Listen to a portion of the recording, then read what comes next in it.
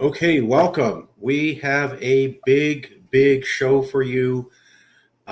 We got a big guest, giant guest with us today. Uh, JJ Ames, who's also part of the Graduate School of Political Management. He's also worked as a senior speechwriter, strategic communications professional, to assistant secretary level and other members of the senior executive staff. He's written op-eds, congressional testimonies, and other strategic and sensitive communications for public and private inquiry. So that's speechwriter for high-level federal officials, if not the highest. Also teaches at the University of Oklahoma, and he was head speechwriter for FEMA, and then before that, the United States Department of Commerce. So a lot of experience working at the federal government, working in DC, working in different agencies, very high level, has been in DC, knows a lot about what's going on, also teaches. You can also find him at Blue Sky. There's JJ Ames Jr., political science and scientist and instructor in American government, general political consultant, 20 years managing 75 plus campaigns at every level. Served as an executive speechwriter to 5 cabinet level appointees, meaning presidential cabinet level appointees, and proudly banned on X, Elon Musk's new platform. And there's a couple other things. You made this one post, "The road to fascism is lined with people telling you to stop overreacting." I have been telling that story every day for the last 3 months. I'll get into it in a little bit, but who are you and what is your background first? And then I'll ask you how we found each other. Great. Well, I am JJ Ames, currently full-time as a teaching fellow at the University of Oklahoma in political science. Primarily, I teach American federal government to incoming freshmen. There are some transfers and others that are in the class because this is the only class at the University of Oklahoma that's absolutely required for all majors. Doesn't matter what your program is, you have to take American federal government, and that's consuming the bulk. That and research is consuming the bulk of my time these days. But in the past, I've worked, as the advertisement says, managed probably 75, maybe closer to 100 campaigns, ranging at every level of office from county sheriff into the Congress and statewide races in several states.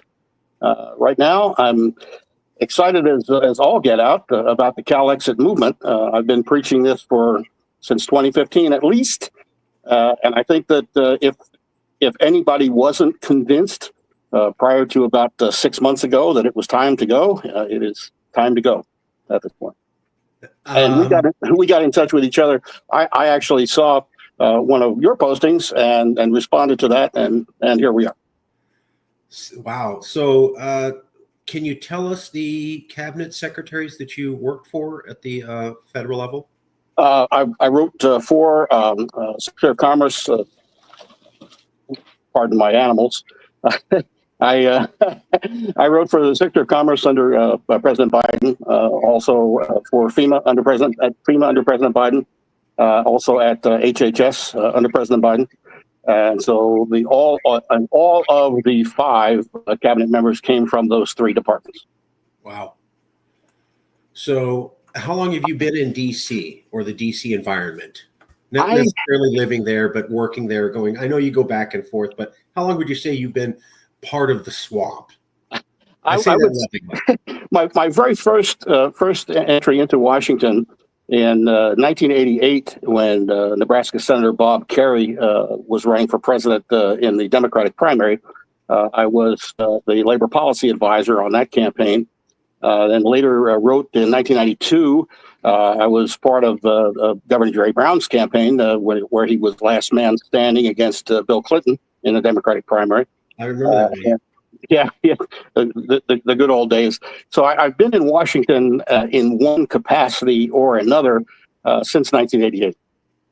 And before Trump, when Joe Biden was president from, I think, 2020 to 2024, you were very involved in DC and intimately involved at that federal level, meeting high-level cabinet secretaries directly below the president himself.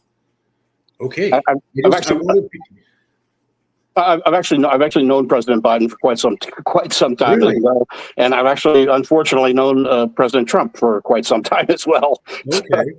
Okay. So you've met some of the figures. You've been in DC. I'm going to ask you questions, and I want people to get that this is somebody in DC at those high federal levels, at those conversations. So, like I was saying on the phone, if I say it, it's like, yeah, right, we've heard it. If you say it, and then I can go, see, I told you guys that's what we're looking for here. No pressure, no preemption. Well, let's. By the way, he wrote this article, Calyx at the New Declaration of Independence, J.J. Ames. You can see that it's Substack, where it goes into it, and then he wrote me a nice letter. We'll cover that later. But for right now, God, I love this. The road to fascism is lined with people telling you to stop overreacting. Yeah, I'll get into that in a minute. I'll talk about the Crystal Knox speech I've been given here. Let's start first with, you were in Afghanistan and you were talking to some high-level intelligence official or something about this, and something happened.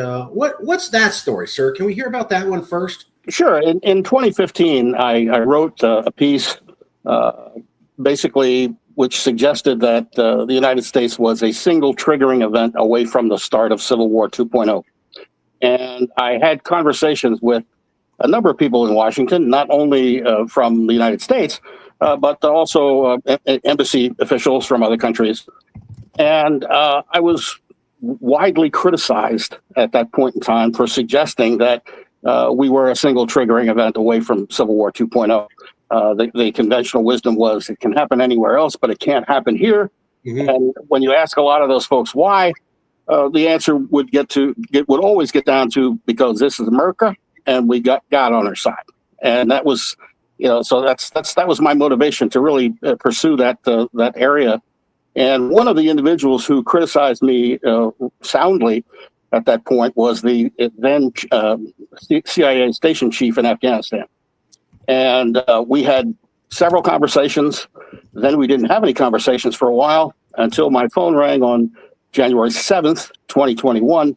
This individual then retired and living in Cleveland apologized to me, basically saying that the CIA and FBI and the other law enforcement agencies were all charged with the duty of figuring these things out. None of them saw this coming. I had predicted January 6th, basically in 2015, and that's sort of how the Afghanistan situation came about, because I was the individual who was the CIA station chief there in 2015 had reached out to me in 2021 again to say, hey, you were right, we were wrong, and that's pretty much the story there. So 2015 is here. Yes. And you say, hey, I think America's ripe for a civil war.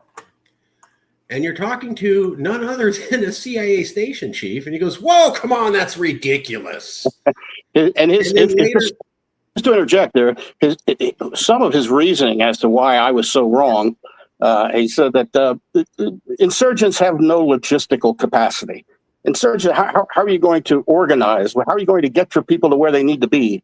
And after I suggested that maybe the fact that they didn't have internet at the time in Afghanistan was clouding his mind, it really came down to the fact that we've witnessed more and more preparation being done by prospective insurgents than ever before.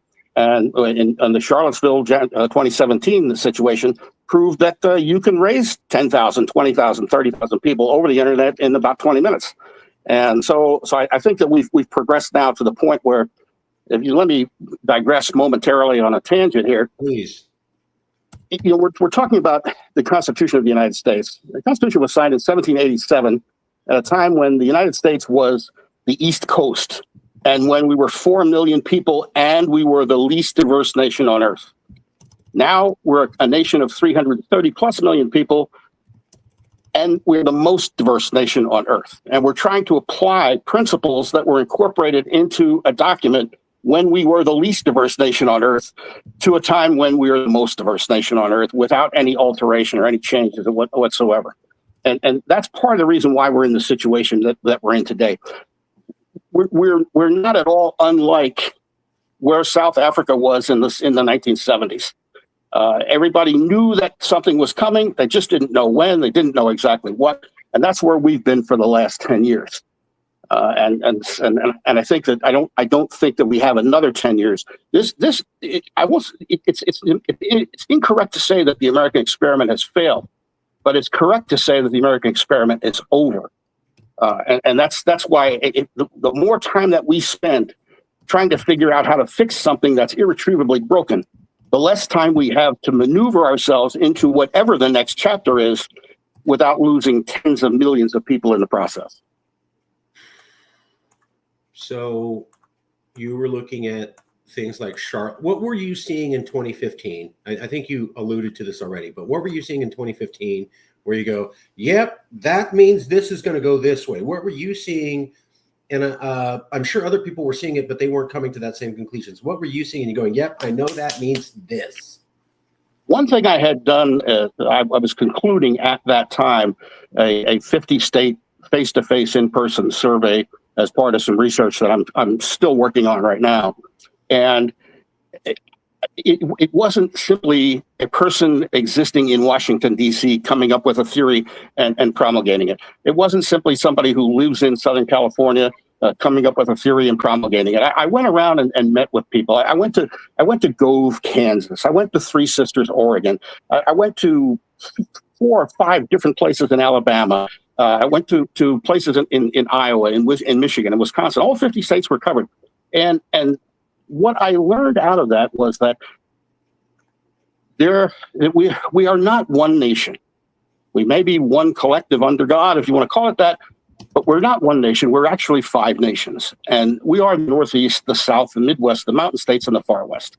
That's where we are. And I was able to not only get out and actually speak to people in all of those areas, but you have to remember that in 2015, this was the entry of Donald Trump onto the political scene. And my first meeting with Donald Trump took place in about 1985, maybe. And I started to end up through a friend, another attorney friend of mine who did some work for Mr. Trump at that point, ended up getting invited to a handful of his Christmas parties. So I had an opportunity not only to meet and speak with Trump and many others, but also many people who knew him. And from my own appreciation of Mr. Trump, going back all the way into the late 80s, I believed he was not carrying all of his mental faculties with him every day then. And the question then became in 2015, getting back to why I felt this way in 2015. In 2015, there were colleagues of mine who were working with Mr. Trump, organizing, getting his campaign up and running off the ground. And I had a question for one of them. I said, we all understand that Mr. Trump's a little off. The question is he far enough off that he would be willing to burn down the business rather than leave in what he considered to be shame? I asked that question in 2015 when no one was asking that question. And in 2016 and 17 and 18 and 19, and as it became more and more apparent that he is that far gone, that he would be willing to burn the house down rather than leave in what he considered to be shame, that just solidified in my mind where we were. And coming off of those 50-state interviews and hearing people in, I won't say the heartland of America, but in the non-coastal area of America, talk about the way that they perceived the political process to be existing at that time and where they thought it ought to be existing down the road, it was pretty easy for me to come up with an understanding that we could not survive a Trump presidency, or certainly not 2 Trump presidencies. Why just you? I've interviewed a lot of professors on political science, about 200 more than anybody, and nobody in 2015 was saying, let's do a survey of America and let's talk to people and let's travel to red states and see what they're saying, and saying, wow, this is pretty bad. This means the division of America. What liberals were saying was He's installed by a foreign government. He's a fluke. He doesn't represent a majority of Americans. He does not represent America at all. This is just a random fluke. It's going to go away in a second, and everything's going to snap right back to place. Doesn't represent America at all. And you're coming in with a different angle, which was similar to mine. Now, I was nowhere near where you were on the prescience, but I was saying in 2015, 2016, no, this is America. This is who this country is. They like him for what he said, and they're cool with it. And I had liberals going, well, you know, we didn't know how bad he was going to be. And I'm like, the guy said Mexicans are all rapists and it's okay to sexually assault women before he was elected, and you weren't sure how bad he was going to be? Really? I had liberals say that to my face, and I'm like, what do you mean you didn't know? Like, that's already bad enough before he's in the gate, day one. That astounds me too, and it has astounded me for the last 10 years. Right? Anyone with a chance meeting at a bus stop with Donald Trump would have known, or should have known, let me say that, should have known at that point in time that this was going to be the case. There's in Donald Trump's mind, there's one way and it's his way. And when you package that up with his mastery of television and his mastery of media strategy and framing and priming and these other things that make him believable to people. So I disagree that he represents these people. I agree that he is what people Americans in those positions would like to see representing them. But it's all fake, and because it's all fake, as you can see with the tax bill, with the spending bill just last night, he gave just enough crumbs to the people who have none, so that they think, well, now I have something that I didn't have before, and what they end up having is a crumb when the 1% has the loaf of bread, and so that's where we are. It's Trump's success is only as a marketing specialist, and so to be competitive, the opposition would need to generate an even more believable and identifiable and transferable mindset and message to the public. But my experience in Washington, unfortunately, has told me that Democratic politics in Washington are driven by 8 or 9 law firms. That's it. Some of the firms that Trump now has deals with, some of them that he forced into settlements, others who challenged him. But I tell this to my students every year: 535 elected representatives do not run this country. 9 law firms in Washington, D.C. run this country through their partners who are ex-members of Congress, through their partners who are ex-ambassadors to various countries, through their partners who have been major league lobbyists, who are still major league lobbyists in many sense. So from that perspective, I think that Trump's successes, they were natural and probable consequences of people in Washington believing that they knew it all and no one outside the Beltway knew anything. There you go. That would make sense to me. Of why aren't you picking up what's going on? How come you're not seeing the shift in America? You're not seeing the background shift of the people and the sentiment and how the system's not working. When I talked to professors, they were pointing out things going back to Bush in 2004 and 5, and yet the media just completely missed all this until Trump shows up in 2016, and not even until 2018 when they started going, something's wrong systemically. And I'm like, where you guys couldn't pick up on this for the last 7 years before? I mean, the biggest part of the problem is this. Even regardless of what party you are affiliated with in Washington, the goal in 1787, when citizen legislators left their plantations and came to operate the government, they were the 1/2 of the 1%. They didn't come to Washington to stay there forever and steal everything, because they already owned everything. Right. In Washington right now, we send people of modest means to Washington. They stay there 40 years and they leave billionaires. And that, so we do it exactly the opposite of the way it was intended in 1787. And that's why when people say to me, when these textualists say, well, we need to live and die by the words of the Constitution. Well, how do you live and die by the words of the Constitution when at the time the Constitution was signed, women couldn't vote? Even the wives of the people who signed the Constitution couldn't vote. Minorities couldn't vote. It took a civil war to get the right to vote for black men, but black women still had to wait 50 more years to get a chance to vote. So from my perspective, all of this talk about look at the document, look at the document, look at the document, I always respond by saying, identify for me one thing that we do in 2025 the same way that we did it in 1787, other than breathing, eating, and perhaps going to the bathroom. So we're in a situation now where, like I said, we have to be looking forward. We have to stop trying to say there's a way to fix this when in fact there isn't a way to fix this, because right now, as I just looked again for a great example. In 2016, for example, there were 14,243,595 votes cast for president in California. Now, not all of those votes were cast for the same person, but even if they were, even if all 14,243,595 votes were cast for Hillary Clinton, Donald Trump wins. Right. Telling Californians every day now, one party has figured out a way to win without any of your votes.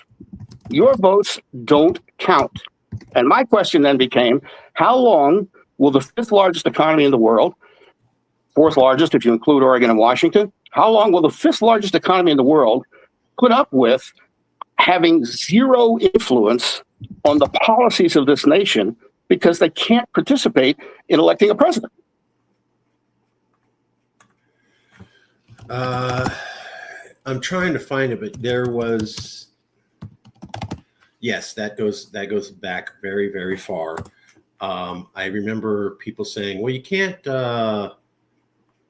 you can't, yeah, I can't find it. Anyways, you can't leave because then America will turn right. And I go, well, California didn't stop Trump winning in 2016, and it didn't stop Trump winning in 2024. And if you want to go back further, they were electing Obama before they counted our vote. You can even go back to Clinton, where the elections were counted before they even get to California. So I see liberal commentators on news, and I see professors saying this, and I go, how did so many liberals get misinformed? You can go back in time 30, 40 years and see where the presidential elections are decided before they count California. And even with California voting, we did no impact on not preventing Trump in two different elections. So why do people get this idea that California is going to be the savior of the country when it hasn't worked that way out for the last 46 years? The one way in which California becomes the savior of this country is through CalExit. And I'll tell you my thoughts on that. If we do nothing right now, we know how this movie ends. If we do nothing, we end up in Civil War 2.0, maybe before the end of this calendar year. I'm not the bearer of, I'm not a gloom and doom guy, but I am a realist. And I think that we're at that point. So what California having always been the trendsetter for the rest of the country, from a legal perspective, every apparently new legal concept that's introduced in Pennsylvania came from California. Every new legal concept that's introduced in Florida came from California. California is the trendsetter, and then everything moves east. And in this particular perspective, from this particular perspective, we really do face an existential circumstance right now. And there's one way and one way only to get ourselves out from underneath of it. And that is to, on Monday of some given week, voluntarily disband the United States. And on Tuesday, voluntarily reform as the American Union with 5 independent nations, Northeast, South, Midwest, Mountain States, and Far West. And those 5 nations, as part of that agreement to form the American Union, form a defense pact, form trade pacts, form travel pacts, agree on what money is going to be utilized in one or all 5 of the nations. And everybody goes away happy. Alabamians no longer have to be concerned about an abortion issue because they can solve it within their region, within their sovereign nation of the South. Californians never have to worry about not being able to get an abortion because Californians can resolve that as part of the far west sovereign nation. So it goes back to this, Mark. Nations historically form and remain based upon commonality of interest. Right. So I ask you, as the same way I ask my students, you being from California, what does a Californian living in San Francisco, Los Angeles, San Diego, Bakersfield, what does that Californian have in common with a resident of Gove, Kansas, other than the mythical designation of both being Americans? There's industry in California. There's no industry in Western Kansas. There are understandings about what the Constitution says and means and how it should be applied in Kansas that are completely antithetical to those same perceptions in California. By voluntarily disbanding and then reorganizing, with California taking the lead and being first, as it always is, we then find ourselves in a situation where Washington is reduced to something along the lines of a holding company with one and only one real responsibility, and that's the common defense of the continent. And so I think that that's where we are. And I think if we try to continue to fool ourselves into thinking that this can be fixed, we know how this ends. I go back to another thing that I had mentioned to you earlier, that we have over 400 million registered guns in this country, not counting the unregistered guns. Of those 400 million, over 45 million of those weapons are automatic or readily convertible to automatic, meaning that the owners of those weapons living in the United States today constitute the largest army in the world times 10. So now you have to ask yourself, even if you don't agree that the end is as near as I perceive it to be, there is simply no way to turn back this clock. There's no way to put the genie back in the bottle. And you already have people who are willing to make grandiose statements just for the purpose of either getting their 15 minutes of fame or hopefully inspiring someone else to make a larger statement down the road. I just feel as though California is the only state properly positioned to assist the entire nation in avoiding the tens of millions that would be lost in Civil War 2.0. We lost almost 600,000 in the first Civil War, when it still at that time took, other than the Gatling gun, about a minute to fire one round. Now we have weapons that'll fire 6,000 rounds a minute. How many more would die in Civil War 2.0? So it became my cause to try to prevent that from happening. And the only way to prevent that from happening is to take away people from Gove, Kansas and Los Angeles having to participate in the same system, asking for different results. And this is part of the essay that you had sent me when we talked on LinkedIn. Yes. Convinced that only the Cal Exec movement can start the ball rolling and avoid the impending civil war, or the only way to avoid the civil war. I've been asked that question a lot of times. I think it's awesome that you have said this, because reporters will call and they'll go, well, if California secedes, that causes a civil war. And you go, wrong. Civil war's already coming. We had nothing to do with that. That goes back to trends and decisions America made decades ago. It's happening. It's getting worse every day. We did nothing to do that. We have nothing to do that we can stop it. Us leaving is the only chance to prevent that, because we'll, pull kindling off the fire, pull the giant log off the fire, let the fire die down. We're one of the biggest thorns in the side of America for conservatives. As I always tell people, do you watch Fox News, Breitbart? It's always California. They don't bring up like, oh, look at Chicago. I mean, maybe occasionally, but they love picking on California. We're the boogeyman. We do everything bad. Adam Schiff, Maxine Waters, Nancy Pelosi, all these California politicians are always being hated on conservative news. Donald Trump clearly hates us. The Republican Party had a Republican National Convention in 2019 or 2020, where the entire theme was California is the anti-America. So I'm like, they really don't like us. They have gone out of their way to say it. Watch what they say. If we leave, that certainly will calm them down because the boogeyman disappeared, right? Boogeyman's gone. Now you're safe. You can be calm. And I tried to explain that, and so many reporters were like, no, it'll cause civil war. I go, no, civil war is already coming. You need to start looking at solutions on how to prevent it. And we're not the ones making it happen. It's frankly you, people like you, who are making it happen with the increasing polarization and division between the left and right that goes back easily to 92. Absolutely. And I take it back to 1980. I think it started in 1980. Sure. And it progressed through to where in 1994, when Newt Gingrich brought out the Contract for America, Yep. that's really when the big break happened. Yeah. And then we went from Reagan to Reagan to Gingrich to the Tea Party to the Freedom Caucus. How could anybody think that the next step is any more relaxed than where we are today? It's just crazy. And I'll give you one even bigger. From my perspective, more significant hypothetical.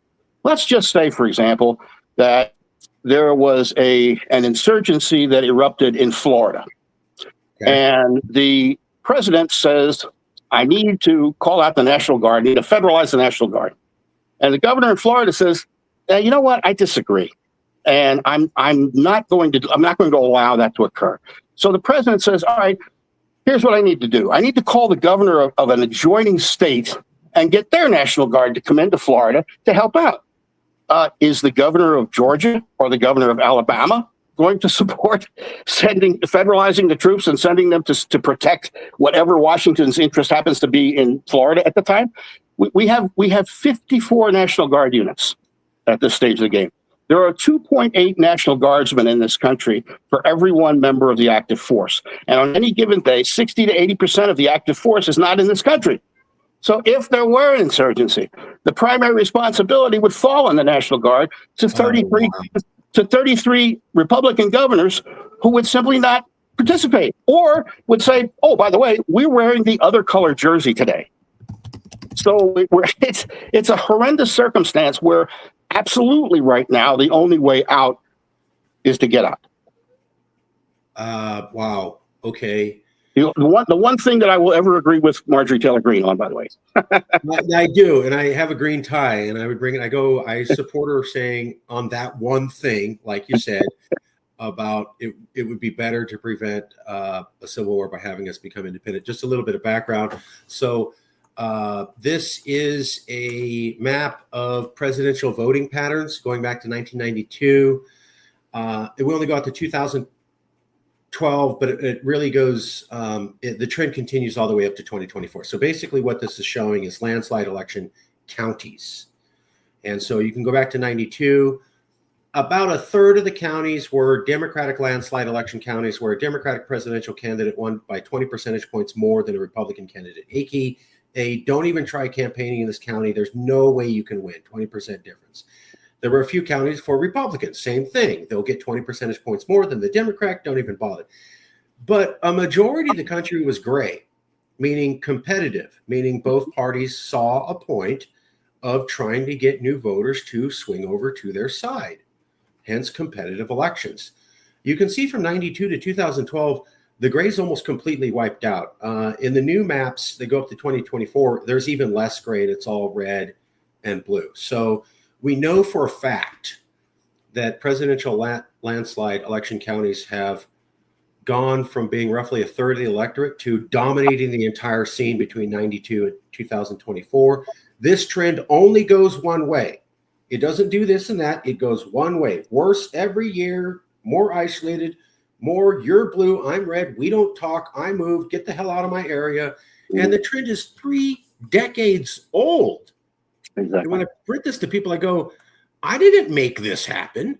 California didn't make this happen. We don't have the ability to influence 280 million Americans and where they have moved since the 1990s. This is a 30 to 40 year pattern of Americans hate each other. And we're just in a position to do something about it where we don't have to live under this garbage. To back up what you also said, here's the Atlantic magazine. I'm hoping you're going to back me up on this. The Atlantic magazine is a top-level policy journal. It's very big in DC, high-level international policy and federal policy, very intellectual, high-level thinking. On Friday, Newsom mused about California withholding federal taxes. This is plain illegal, but you can see where he's coming from. In fiscal year 2022, the state contributed $83 billion more to the federal government than it received. If California is not getting disaster aid, but is getting hostile deployments of federal troops, Californians might find it harder to see what's in it for them. No wonder one poll commissioned by an advocacy group earlier this year found 61% of the state's residents thought California would be better off as a separate nation. Trump versus California, Graham, Atlantic Magazine, June 9th, 2025. When this came out, this is after Trump sent in the Marines. This is after Trump ordered the National Guard against the will of the people and the government of California to quell a domestic protest, right? So there wasn't riots. It was a one block area and they wanted to intimidate people and then send, quote, angry Marines in. I don't know why you would advertise angry for combat trained Marines out of 29 Palms sent on a domestic population, not to be done there. He threatened to arrest the sitting governor and not to be done there. They threw the first Latino senator to the ground like a dog when he was asking questions at a public forum. Also, to back it up, there was the Pacific Palisades wildfire where Californians were dead and their charred bodies were lying on the ground while their relatives cried beside them without a home, destitute, lying on the ground. And Donald Trump says, I'm not sure I'm going to give disaster assistance because I don't really like you guys in California. I certainly agree with you about regarding the Atlantic. I think the key point of what you just said is that if you go into Washington, D.C., and you have that conversation with 95 out of 100 people that you would talk to, the response would be, yeah, but it can't get any worse than this. Yeah, we're on the downhill side now. He can't run for election again. He can't run for president again. There are definitely going to be people there that will open his eyes and wise him up. But they don't get it. They don't get the fact that as bad as it is today, it will be exponentially worse by the end of this year. And we just have to get out of this mentality that it can happen everywhere else, but it can't happen here. It's not that it can happen here. It is happening here. The plans have already been launched. We're witnessing right now the how far can I go before the Supreme Court stops me, the chapter of this book. And we're also seeing that the Supreme Court has no intention of slowing the roll. So the point being here that every day that we wait is another day that something else is going to be closer to that time when those 45 million automatic capable weapons get drawn in anger. It's kind of scary. Let me just save this real quick. I want to save this to show you. But the movie Civil War came out, right? Mm-hmm. And it's all skirmishes. I mean, they kind of talk about army versus army, but they do a lot of there was a skirmish and a series of skirmishes in the state, and it kind of eventually led to one. There wasn't standing armies marching with 100,000 guys against another 100,000. It's kind of like a couple of people shot at some people here, a couple of people shot at some people over here. And what scares me about that is that's bleeding Kansas. Yeah. And a lot of people don't realize, and I've talked to historians and I've educated historians on this. The Civil War didn't just start. There was a period called Bleeding Kansas of 5 to 7 years where Southerners and Northerners were literally walking up and shooting each other in the face in front of their kids in Kansas. And then the newspapers would write about it. So Northerners would see these stories of Southerners executing Northerners in front of their family, and Southerners would get newspaper stories of Northerners executing Southerners in front of their family. And this went on the better part of a decade. And then the Civil War happened after you had both of these groups primed that my fellow Americans hate me so much they will shoot me dead in front of loved ones. I completely understand that, and in fact, it just triggered a memory of mine. In 2018, I was in Washington, and I was at a gathering where there were many upper echelon politicos on both sides of the aisle, and I happened to run into the then Adjutant General of the state of Idaho, the commander of forces in the state of Idaho, National Guard. And we were talking about this. We were talking about the potential civil war situation. And I was talking about the situation between, like I just mentioned, where there was an event in Florida, and the governor wouldn't call out the National Guard, and you couldn't go to Georgia and Alabama because they wouldn't send anybody. And the Adjutant General of Idaho at that event looked me in the eye and said, "There's something that you don't understand that you need to understand." And I said, "What is that?" And he said, "The Saturday and Sunday members of the Idaho National Guard are the Monday through Friday members of the Idaho militia." Oh, damn. And that scared the shit out of me. Damn. National Guard has militia members, mostly. Absolutely. Not everywhere, but in a couple places. Yeah. So the National Guard, who would be called out in a civil war, most likely, if you watch that movie Civil War that came out now, also if you watch Civil War 2.0 that came out in the 90s, it literally was based upon the Idaho National Guard. Ironically, that you had this conversation because that movie was based upon this.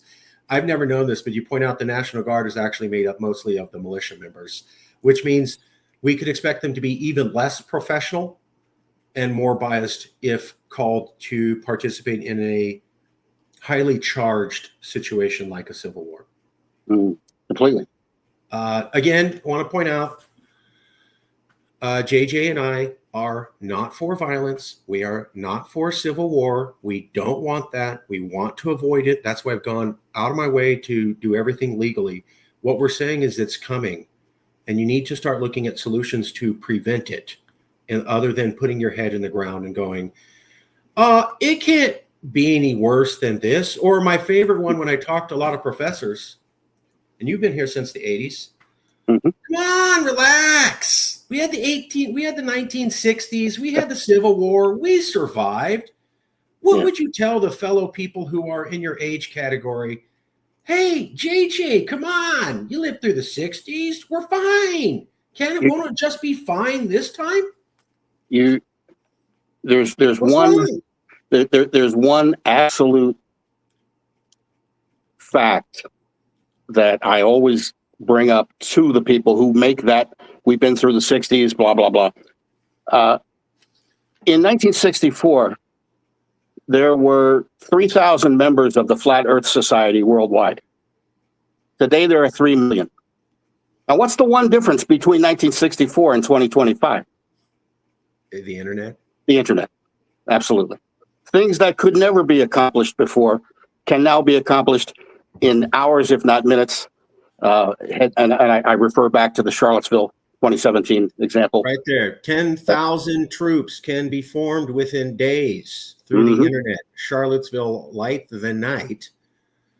Because you were talking to a CIA rep and they're like, well, you can't really do that. And he's like, the logistics. And he's like, what are you talking about logistics? They just used the internet to organize this mass rally that terrorized the hell out of the country within days. It wasn't even that hard for them to do.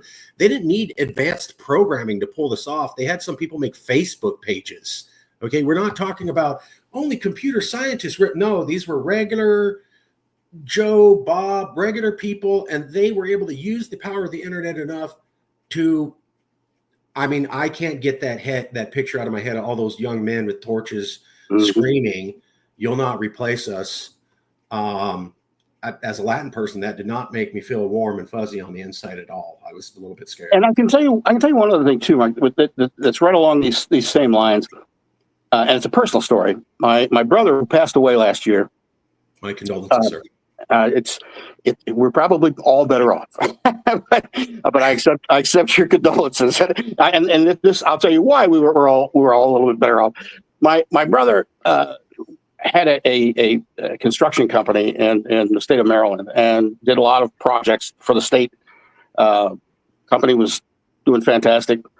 And about 4 years ago now, about 4 summers ago, he calls me up and he says, "Hey, brother," he said, "can you do me a small favor?" I said, "What's that?" He said, "Can you lend me $5,000?" He said, I'm good for it. I only need it for about 10 days. He said, "I'm just a little cash poor right now. Got a lot of money on the street." And I said, "Well, Freddie," I said, you have more money than most states do. So, I mean, what do you need my $5,000 for?" And he said, "Well, I'm a little cash poor and I'm going to a gun show this weekend." He said, "And I just hate to be walking around a gun show without any money in my pocket." So I said, well, out of curiosity, I said, "How many guns do you own?" And he said, "Oh, I don't know, 6, maybe 700. And I said, "You own 700 guns?" I said, "How many hands do you have?" And he says, "Oh, you're one of them." I said, "One of what?" He said, you're one of those guys that when the shooting starts," he said, "you're going to beg me to park my pickup truck in front of your house and save your sorry ass." And I said, "No, you're only half right." I said, "I agree with you that the shooting is going to start pretty soon." I said, "But when it does, I'll be in Toronto, Canada at our cousin Jimmy's house watching it all on CNN." So, but my point being, here's a guy who went to church every Sunday, respectable businessman, guy who, people looked up to. And his only concern at that moment in time was having enough money to acquire more guns at the next gun show that he went to. And I said to him, I said, "Freddie," I said, I really hope that there's only like 1 or 2 of you walking around." No. And his line was, "For every one of us that you can see, there are 10,000 waiting in the wings." And they keep using this 10,000 number, just as you mentioned with the Charlotte situation. And we're at that point now where, hey, it was really fun to ignore these glowing, blinking red lights in the 90s and in the early 2000s. We had other things to be concerned about during those times. But this should be the only thing that we're concerned about now. And we need to move on it rapidly. So just to remind everybody, this chart goes out to 2024. Total collapse of independent counties. Everything's gone landslide election. You're either a hardcore Republican or hardcore liberal county. And what I had talked to political scientists, they told me that somebody who worked on George W. Bush's campaign and somebody who worked on Barack Obama's campaign, they said that the inside secret these guys would never say was they didn't even try to reach the other side. They may say, "I'm for all Americans," but those 2 campaigns go from basically 2000 to 2016, Bush, W, and Obama. And insiders were telling me they both knew this political landscape then, and it was so bad they go, "It's not even worth trying." So what you'd see is them go focus on getting out the vote. And they presented it as, "Oh, I'm just wanting people to register to vote because I love democracy." That's not what they were doing. What they were doing was trying to get more people who were in their base to make sure to show up at the polls, because that's the only way that races were run. There was no attempt to reach out to the other side. It was just get more of my side to show up. And while they're giving these speeches about "I'm the American president," both of their campaigns had basically given up on America completely. And this goes back to 2001 from insiders. What they told me was that they already stopped trying in 2000. They stopped trying. And that got progressively worse as a number of other things happened. That got progressively worse as Citizens United was decided. Right. It got progressively worse as when the Supreme Court basically said, "We're out of the business of monitoring elections. Unless you can show a constitutionally based race claim at this point, the Supreme Court's not going to touch anything." And the state legislatures in these hardcore red states, they know that. They have their own lawyers. They know that. They know that they can get dark money from anywhere they need to now, and they know that the Supreme Court's not going to do a damn thing about it. So as long as they don't overtly enact legislation that's overtly race based, then they know they can get away with anything. Right. I did a study 2 years ago, almost 2 years ago, on the effect of Georgia Senate Bill 2, which did so many things like require mail-in ballots to be notarized, and limit people bringing water or food to somebody who was standing in line for 4 hours, making it a felony for the person to give a bottle of water to a person who's been standing in line to vote for 6 hours. And the reason why I did that study was because all of the conservative-oriented researchers were screaming about how, oh, you said we were going to suppress the vote, and we enacted SB2, and more people voted than ever before. More people did vote than ever before, but the turnout gap between white and non-white voters blew up. So even though more people voted, the percentage of white voters that were voting was greater, and SB2 did have a substantial impact, but only in minority communities. Now, what happened the year after SB2 was enacted? North Carolina decided to enact a clone of SB2. Wisconsin, both Republican legislatures have enacted a clone of SB2. So you're correct to say that this has been a slow and steady downhill that's now getting more and rapidly moving more and more downhill because of the fact that there was an institution that was designed to protect against these things, the Supreme Court, which not only gave us Citizens United, but also then gave us this step back from anything to do with election law that was not that could not be based as a constitutional claim. And it's going to get worse. So this pattern goes back to 92. We're in 2025 now. So we're looking at about a 35-year history. Let me introduce you to this quote. This is one of my best. This is by Norman Ornstein. He's a demographer. He studies demographics. I want to repeat a statistic I use in every talk. By 2040 or so, 70% of Americans will live in 15 states, meaning 30% will choose 70 senators, and 30% will be older, whiter, more rural, and more male than the 70% unsettling, to say the least. What he's talking about is that on the coast is the majority of the population, but because of the Constitution, a majority of the states will be on the interior, and they will determine everything. This came out after somebody was pointing out how in an age of minority rule, a Supreme Court justice, they meant Kavanaugh, was appointed by a president, meaning Trump, who got fewer votes, is confirmed by a party in the Senate that got fewer votes to validate policies opposed by most Americans. So they were pointing out how most Americans did not like Kavanaugh. Most Americans did not approve of Trump. And yet a minority of the country got Trump into the office and filled out the Senate and then appointed Kavanaugh. So you have this system of the Constitution, because it goes to the states, not individuals, is it basically able to do these things that are completely out of line with the will of the people. And he's going, right. And that's because there's this cultural difference between about 35, 40 states and the other states where they're hardcore red. By the way, it gets worse for the next 20 years. Absolutely. Absolutely. This is why I say the American experiment is over, because we are not now a democracy in any form. We are essentially South Africa in the 70s, where 30% of the people are going to dictate 100% of the policies. Thank you. That will not end. Thank you. Yeah, and the reason he picks 2040 is that's the year where the census says that there will be more minority voters.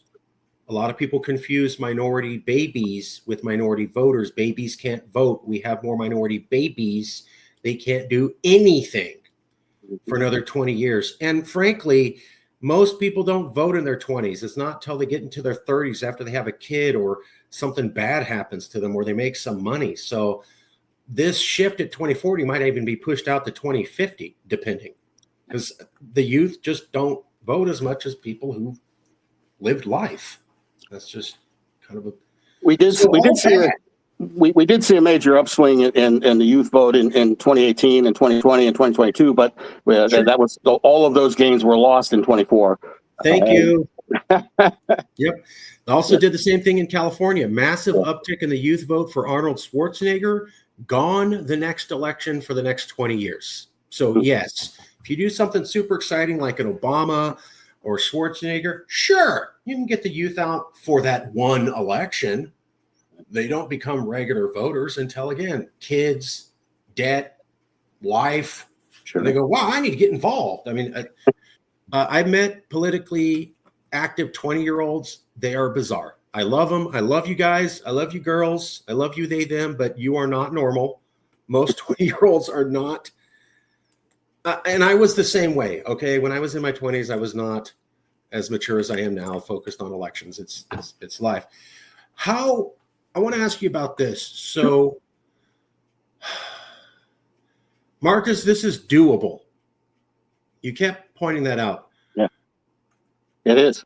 The thing that keeps coming to me is, and we kind of talked about it, you have policy experience. I've never met you. You and I are both coming to the same conclusion. America's not working.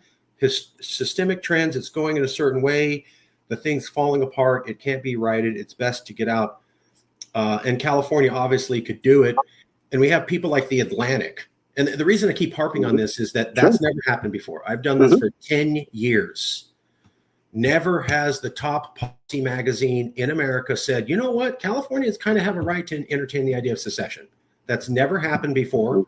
I told people after this came out, any politician that looks at a Calixte supporter like you're weird, show them this quote and say, maybe you're not up on where things are now. Because here's a top level thing saying it's there. And then it's going to get years to the 2040. So, okay, we have reasons why we want to leave. Oh, by the way, as you were saying, here's Barbara Walters, Barbara Walter, not that Barbara Walter, political scientist who works for the CIA. And she came out with a book 2 years ago saying a civil war could happen in America, and that she is the person who does the analysis for the CIA on when countries are going to erupt into civil war. She's not a field agent, but she tells people like, hey, if you're going to this country, they could be coming into a civil war. So CIA agents have some idea to be aware. That's her job. She was a back down real analyst, and they made this whole scenario where they could guess what countries, and it worked great. And then one day she noticed the last couple of years that America was meeting all the ticks. And that this thing that accurately predicted civil war in so many other countries, it was saying, yeah, America's right for all the conditions. Yeah. And so she's been going around saying this. She didn't get a whole lot of love, but she is an expert. She is used by the CIA. It is a model that's been accurate for 10 years. And now they're saying all the metrics match us. There's no question about it. So why is this doable? You're a policy expert. You've been in DC. Won't America just stop us and we can't do this? And come on, man, we've been together for 200 years. This can't happen. Come on. Why do you think this is doable? I think it's doable because with each passing day now, maybe one more person, 3 more people, 12 more people, take 2 steps back, 3 deep breaths. They look in the mirror and they say, this is not good. This is not good. When I look at my own, where do I think I'll be in 5 years? And when anyone looks at that, where do they think they'll be in 5 years point? At this stage of the game, if you have functional brain cells, if you have access to a television, if you have access to a smartphone, if you have access to the internet anywhere, you are lying to yourself if you say it can't get any worse than this, because the same people who are saying today it couldn't get any worse than this were saying that in 2004, in 1994, in 1984, in 1974. And at some point in time, all of these people, or I hate to use all or none, but some substantial percentage of these people will look in the mirror that one day and say, holy hell, how did we get here? How did this happen?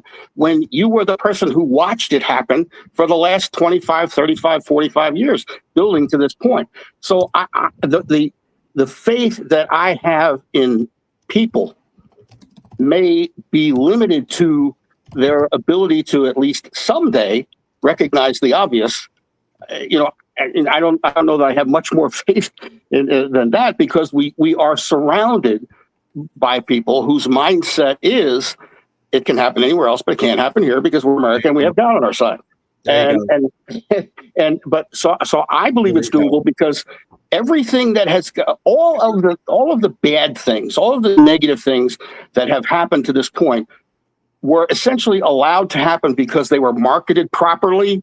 By the time the event occurred, the people had been primed, the issue had been framed, and everyone is ready to rock and roll at that point. But I believe it's doable because I believe finally there are enough people in the country and enough people in California who are watching the treatment that California has gotten and is getting from a Trump administration. And then they look at what they're able to achieve in Sacramento, and hopefully they will then say, choosing between those two places that I would like all of my life-altering future policy decisions to be made by, I would choose Sacramento as opposed to choosing Washington. And I didn't think, in 2008, I was one of the people in Washington asking the question, is America ready for a black president? And when I asked that question, people assumed that I was taking the negative side. I wasn't taking any side. I was simply putting facts out there and wanting to know if others thought that America was ready for a black president. In 2020, early part of 2020, when I was contacted by another high-level person, political person in Washington, that person told me that inside of the DNC, at that moment in time, before there was a nominee, what the DNC wanted was a ticket of Biden and Buttigieg. So in 2020, I was asking the question, is America ready for an openly gay vice president, one heartbeat away from the White House? So we have progressed throughout our history. If you go back and look at the polls regarding same-sex marriage 40 years ago, totally different from where same-sex marriage polls are today. Right. So we consistently work ourselves up to a point where we then look at each other and go, thank God we fixed whatever that problem was for the last 40 years. But this is a non-fixable problem. This is an irreconcilable difference that blue and red states have with one another, and it cannot be fixed other than by one side invading the other with the 45 million automatic weapons that we have. So we take ourselves as Californians, we take ourselves out of the equation, as you said, when there's no boogeyman anymore. Now that this is doable because it's all about messaging. It's all about creating the right environment for people to be able to walk into the voting booth or open up their absentee ballot and simply say, you know what, it's time. It's time because I know what the alternative is. And I think with the proper messaging and the proper organizing and get out the vote and everything else under the sun associated with any political campaign, whether it's candidate or advocacy, I think it's doable that way because I think that the time has come when more people realize where we are than don't. I'm going to call you after this. I'd like to introduce you to some people. Sure. We're winding down. I try to keep the shows to about an hour because it increases the amount of people who will watch. Fantastic. So I just want to point out a couple things. When you said, do you have access to a TV or the internet? When I'm like, are you going to people to back this? We've been saying the same thing. Are you awake?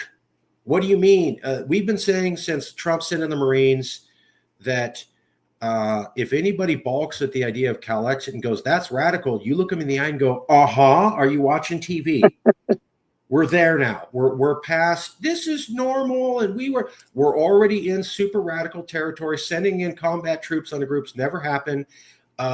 Saying I'm going to send the National Guard against the will of the people. You got to go back to like 1954, about 70 years. Threatening to arrest a sitting governor. You got to go back to about 1864 with Lincoln. So we're doing things that have never happened or haven't happened in close to a century. And they're wild and scary. And then the Supreme Court gave him even more power to enact executive things to also back you up. I would ask professors, almost every professor on political division, I would ask, and they go, well, I think it'll get better. You know, this is America, a civil war in 1960s, and we got better. And every single one of them who said, I think it, we can turn this around or it get better. I don't know if it gets worse, or I'm not sure about a civil war coming. I don't think a civil war is going to come, Mark. I think that's extreme. And I go, so you predicted January 6th. Every single one of them said no, caught off guard, didn't see that coming at all. All of the people who were like, no, I'm sure it'll be fixed and we can do it. I'm like, so tell me about how you predicted Jan 6th. No, I didn't. I was shocked. I didn't see that. And I go, well, if you didn't see Jan 6th, how do you know you're going to see Jan 6th part 2? Right. Or Jan 7th or Jan 8th? Right. And they go, well, I don't know. And I go, well, let me double down. You're saying America could survive Jan 6th, right? Yeah. What about a second Jan 6? Oh, sure. What about a third, fourth, fifth Jan 6th? Now, when I got to fourth and fifth, they all started going, And another corollary to that question about what if there were 4 or 5 January 6th? What if there were 50 at the same time? What if it occurred July 19th in every capital in all 50 states? Then how do you respond to that? You respond to that only with the National Guard. And who's the National Guard? That's right. Or militia, like we talked about it. I will point out also, we can't give names, but we went to the California Democratic Party convention. And by the way, CalExit isn't party based. Okay. We'll talk to anybody. As long as you support California values, you can even have voted for Trump and realize you made a mistake, and you're welcome. We'll leave it at there. But you got to realize, okay. So after Trump sent in we were at the California Democratic Party. We talked to multiple governor candidates. We talked to multiple senators, multiple assembly people. Only one person, Lieutenant Governor Eleni Koulounakis, was like, I can't talk to you guys. I don't support secession. Now, no politician backed us, but every single one of them did this. Go on. Tell me more. We didn't get endorsement, but we were saying we're for secession, and they weren't running. They were standing there talking and going, The second day, we had passed out so many flyers. People were saying, I've already heard of you before you got there. And we were converting Democratic candidates to full-blown CalExit supporters in about 1 minute by just pointing out the stuff he did in the news. Just going, you see what he did in the news? That's crazy. Now, that happened about a month ago. We had no contact with anybody we made contact with. The day after Trump sent in the Marines, 3 major statewide politicians, high-ranking people called us. I'm not going to do names, but the day after they called us, the rest of the team, the CEO was freaking out going, why are all these politicians calling us? And I go, because they realized we're right, that they're dealing with a playbook that no longer exists. And this was something you had said. They realized they don't have power to stop this in Sacramento. There's nothing they can do. People are scared. I saw that press conference by a bunch of Sacramento Democrats from LA, and it was them going, Trump, stop. Yeah. I'm like, that's the best you got. People are terrified, and you're going to tell the president, you better stop, sir. So I'm like, that's complete impotence. That's complete political impotence. You can't do anything. You're politically impotent. You're not capable to do anything. So no wonder some politicians were calling us, because they go, holy crap, you guys were the only ones saying the system doesn't work anymore and this is our only solution. And now the stuff that we would use to fix problems doesn't work. It's as I put it, you're trying to fight World War II with World War I strategy.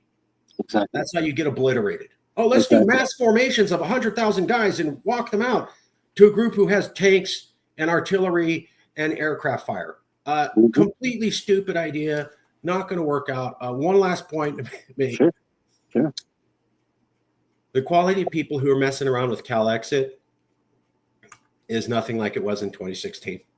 So in 2016, it was all activists, maybe 1 or 2 professors, and people thought that was fun. 2024 came around. I've talked to so many people like you. They're high-level professionals.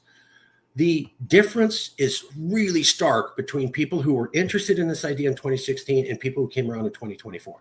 2016, 20, 30-year-olds, let's be upset. Those people are still here. Now in 2024, it's a former Carter administration official, the former Riverside County Medical Board spokesperson, former head of the Irvine, California Democratic Party. They were all calling us, CEOs, major leaders. Why is a totally new crop of professional people scrambling to get involved in CalExit in 2024 when they weren't interested in 2016, in your opinion, sir? Because more and more people are coming to the conclusion that absent this effort, there's one possible outcome, and that's Civil War 2.0.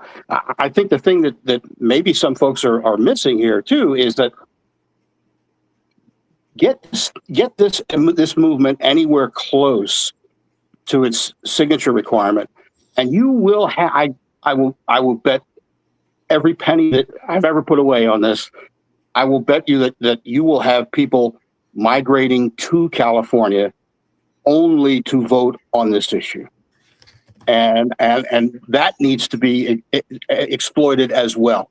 Not simply develop a base, identify a base in California, but this is something that if people in Illinois, if people in Colorado, if people in New Jersey, New York understood that, hey, California might become its own country, and we could get in on the ground floor. And P.S. Then we don't have to worry about Trump, the Supreme Court, or the Federalist Society ever again.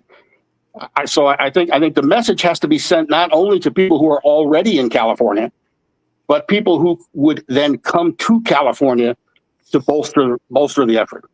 And I think that's critical. But I think that you're getting a different crop of people today, because with each passing day, at least one more person, or two or three, come to the understanding that this experiment is over. And the more time that we spend trying to fix the unfixable, the less time we have to prepare for what we're going to do next. We're winding down. One of the things that we're doing with the initiative is that the initiative is interesting only because it forces the California government to do two things. One, hold a vote that would be internationally significant. So you can't have a vote for secession under domestic law. True.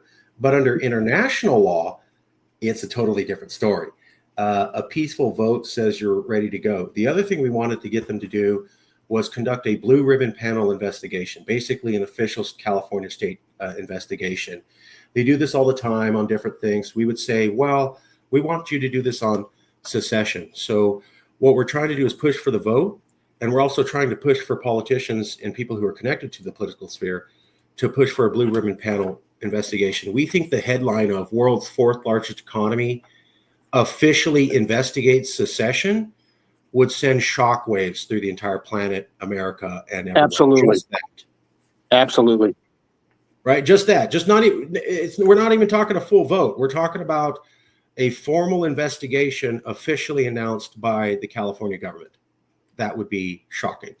If you build it, they will come. Yes.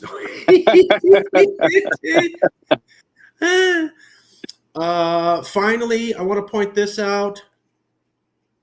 The only way to undo the conditions that have created ripeness for civil war, you'd have to have all those red people move back to blue areas, and all the blue people that have to move back to their country bumpkin relatives. You'd have to have minorities start choosing to move to Minnesota or Iowa or Kentucky, and gay people and immigrants and young people. And you have to have those, and this took 30 years to get this way. And when I've asked professors, they go, yeah, that's the only way to undo it is a demographic shift. And I go, how long would it take to get all these liberals and conservatives to move back and remix? And they go, probably about as long as it took to get here. Even if you started tomorrow and you're like, hey, everybody, we need to do this. You're not going to have 100 million people move to another city within that year.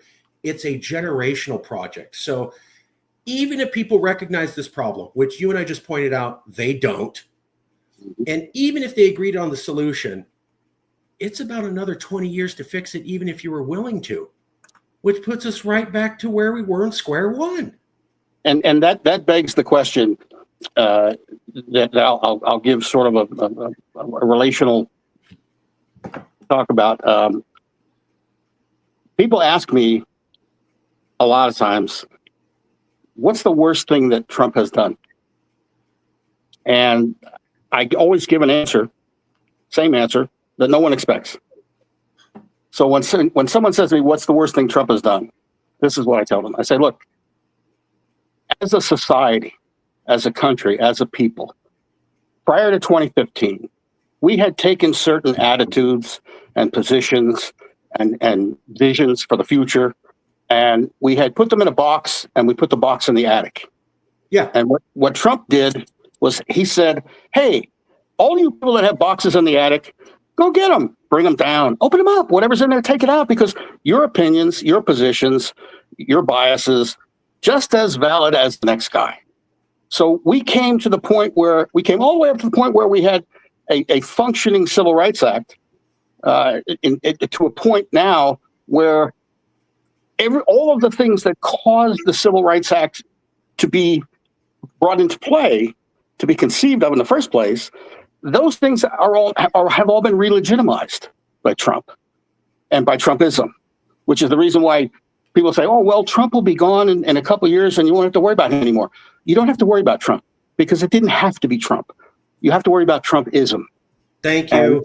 And in order to defeat Trump, the only way to do that is to get ourselves in a place where we're bulletproof, at least from Trump. And that's this movement. As I said to people, it's not just that Trump sent in the Marines. It's not that he just sent in the National Guard against the will. It's not that he said, "I'll arrest the governor." It's that there were no Republicans in America who said that's too far. There was no gang of 8 Republican senators. There was no independent Fox News commentator who goes, I support the president. But this is too far, sir. And the same thing with the Palisades, which happened a month before, where he goes, I don't know if I want to help with disaster assistance when you guys are dead because I don't like you. There was no pushback by anyone in conservative media, radio, TV, any elected official, any Republican, there was nothing. And I'm like, where's the person who goes, Mr. President, I totally support you. Those liberals are nutbags. But, sir, these are fellow Americans. You cannot talk to fellow Americans this way, sir. Nothing. There was absolutely nothing. And I told Californians, that's the problem. You're tied to these people. And the news media is not going to ever challenge Trump. Why? Because they created him. And why? Because he makes money for them. The news media is never going to challenge Trump at this stage of the game. I mean, they created him. They may feel they're stuck with him now, but they're not going to turn on him at this stage of the game because you have television networks that are losing money hand over fist on their primetime programming. So they supplement that with, hey, let's throw another Trump rally up there, and we can boost the ad rate for the Trump rally.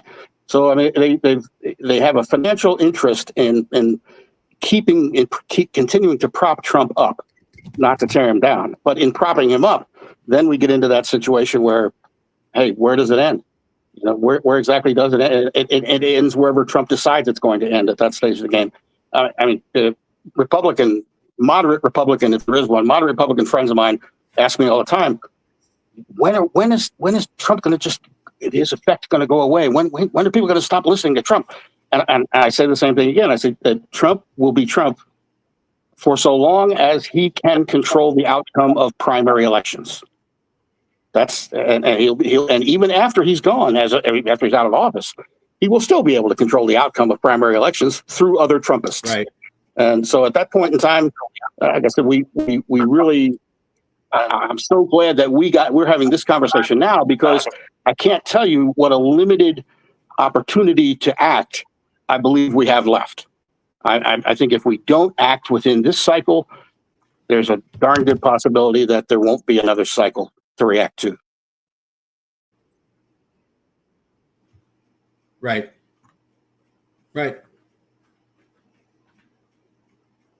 1 second. Yes. Okay. We're back. I want to show you one last thing if I can. Sure.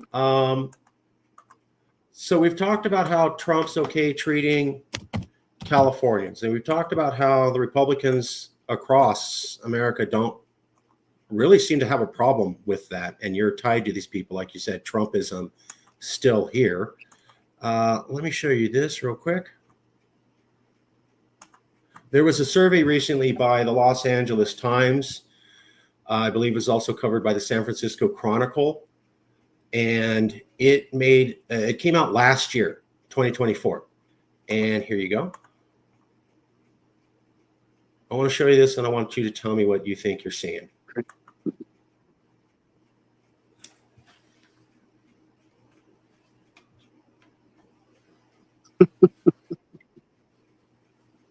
So that came out last year, before Trump said, I don't want to help you with the Palisades, before the Marines were sent in, before a governor was The National Guard was sent against his will, before a governor was threatened with arrest, before a California senator was thrown to the ground. Here's the survey saying half, because that's a national survey, and the Republicans in California would have thrown it a little bit more softer to California. So if you pull California Republicans out, that's over half of Republicans outside of California in America view all of us, you and me, as not American. Knowing this information, how do you now feel about Trump's reaction to the Palisades and the Marine sending and the lack of reaction from fellow quote unquote Americans who were Republicans to those actions? I believe that Donald Trump thinks that he can absolutely get away with anything, anywhere, anytime. And I also believe that Trump thinks that he is the be all and end all of messaging and message marketing. And he's got every right to think that, because that's been borne out over the course of the last 10 years. But I think that, again, seeing this is upsetting and frightening at the same time, but it doesn't cause me any great concern, because the same messaging that allowed the respondents in that particular survey to give the responses that they did, that same messaging is available to our side as well. That same messaging is available now, because an opinion has essentially already been formed by this many people. Makes the messaging and the marketing a little tougher, and may take a couple days longer. But the people who manufactured the image of Donald Trump, there are other equally talented marketers and messengers out there. Yeah. That's my answer. Yeah, I remember when Trump was here first time, and they're going, man, if we could just get him in prison or removed from office, and they go, and then Mike Pence is going to be president, and he's going to turn against the entire Trump agenda, right? And they go, no, Mike Pence said he's cool with everything Trump did. It was only when Trump was saying, I want to still be president, that Pence had a problem. But people forget that first 3 years, whatever Trump said, Pence was like, yep, I'm on board. Okay, you got rid of Trump. You have a guy who and the party who both said we're doing all the same policies. Right? Trump doesn't just invent his policies. These things come from the think tanks. So, we got rid of Trump now. Great. And then J.D. Vance is going to turn against all of his platform, because that won't happen. J.D. Vance would commit political suicide. So how does it get better when Trump's gone if everybody still likes his policies and they still have control? Yeah, it doesn't. And that's the other larger point. There is no opportunity for this to get better. There is only an opportunity for this to get worse. There it is. We'll leave it there. This is from J.J. Ames. I will call you and we'll talk. You can find out J.J. Ames at his Blue Sky social media. There he is. And I love that. Oh, real quick. Here's the Crystal Knox speech. Yes. So we were invited to the California Democratic Convention by the California Democratic Black Caucus. We had some contacts with them. I actually got to meet Maxine Waters and give her a Cal-Exit speech. One of the speeches we were going to give, we weren't able to get it at the actual caucus. We held an event, and about 2/3 of the caucus came and listened to the speech. They called it the Crystal Knox speech. So I asked people, hey, have you heard of a thing called Crystal Knock, the night of broken glass? And in 1930s Germany, this is where Hitler came to power, and he wrote a book, Mein Kampf, and he said he didn't like the Jews, but he didn't exactly round them up yet. And a lot of people said, come on, relax, he's not going to do anything. Jews haven't been rounded up since medieval ages. And then Kristallnacht happened, and every Jewish person had all their windows smashed out on everything they owned in every city across all of Germany in one night in front of the cops, and no politician complained. Like, it was just totally fine. And then they go, okay, well, now we got to, half of them said, I will call you back. Half of them said, we got to get out of here. And all of those people lived and had kids and grandkids. And then the other half said, relax, you're overreacting. He's not really going to round up Jews. Come on, nobody's done that since 1402. Yeah, I know he said that, Be less of a liberal snowflake. Calm down. It's just talk. And I go, okay. Now there's a guy called Donald Trump, and he's going to be elected president. And at the Republican National Convention, where they announce him as the candidate for the 2024 race, he has a press box, and he can only have 2 people sit in the press box with him out of everybody in America in the Republican Party. 2 people. And he picks Jason Aldean. Jason Aldean is the guy who wrote the country music song Try That in a Small Town, which features minorities fighting with whites and was filmed in front of the last courthouse to kill a black man. That courthouse is featured in 3/4 of the video. Jason Aldean says that was an accident. He didn't know. By the way, Jason Aldean wore blackface to look like a rapper the year before. Donald Trump picks this guy and only this guy and no one else to sit right next to him as he's being nominated. And then I tell, hey, Latin people. He also said, I love the Eisenhower deportation ban. I want to do it again. The original term was called wetback. That's a racist term for Latin people. Trump said, I love it. Then J.D. Vance won his race in Ohio after running a TV commercial where he asked, do you hate Mexicans? That's how he got in charge. After he won that commercial and won the race, that's when Trump started messing with him. So we have Trump saying, I love Operation Wetback, and then picking his vice president as a guy who ran a TV commercial saying, do you hate Mexicans? And then they picked to head over immigration Stephen Miller, who's the only person the Congressional Hispanic Caucus has listed as a white supremacist. And so I asked people, crystal knocked. Here we are. No, calm down. Relax. It's just words. And I'm like, who would say those words? What kind of sick mind would even say that? It's unbelievable. And I get asked occasionally, what do I think is the difference between Democrats and Republicans? And I answer this way. I say that Republicans believe that some percentage of the population is expendable. Democrats believe that everyone is entitled to equality. And Republicans will continue to believe that a certain percentage of the population is expendable until they wake up that morning and find out that they're in the expendable section. And then you will have a mass migration to anywhere but wherever they happen to be at that time. And I think with the passage of this budget legislation, I think some people already are figuring out that they are not in the category that they perceived themselves to be at one point in time. We just did a show on that. The Trump's big beautiful bill is going to cut Medi-Cal funding. Mm-hmm. So the areas that will be hit worst is the Central Valley where I live, Kern County, Fresno, Kings, Tulare, Madera. Mm-hmm. Those are all the places that voted hardcore for Trump in the election, and they're going to be the worst hit. Absolutely. Dumb. Dumb, dumb, dumb, dumb. Yeah, absolutely. Dumb. All right, we'll leave it there. Thanks for playing with me. I got to go hang out with my relatives. I'll call you and I'll send you an episode and we'll go from there. I will contact you very shortly. Fantastic, my friend. Have a good night. You too.